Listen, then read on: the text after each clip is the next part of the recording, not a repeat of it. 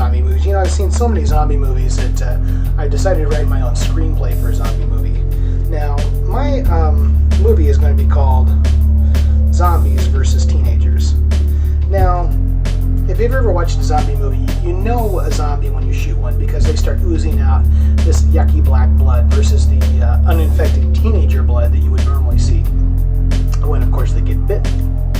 Now, the opening scene of my movie is going to happen in the early morning hours on the outskirts of a little Midwestern town.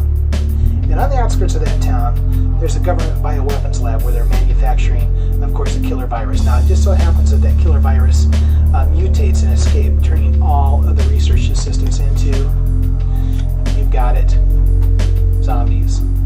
Now, here's where we introduce the heroine of our story and the rest of the characters. The heroine of our story is a beautiful research assistant in the laboratory who's just as comfortable with an electron microscope as she is with a Remington 870 pump-action 12-gauge shotgun. And of course, the rest of our characters in our little story are just your typical good-looking, well-built, amorous teenagers. Now, scene 3 opens up at Makeout Point, where a couple of our teenagers are getting frisky.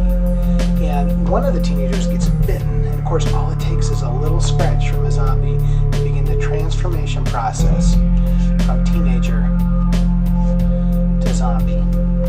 And pretty soon, another teenager also becomes infected. Pretty soon, all of the teenagers are running around like zombies with their heads still on. Not good at all.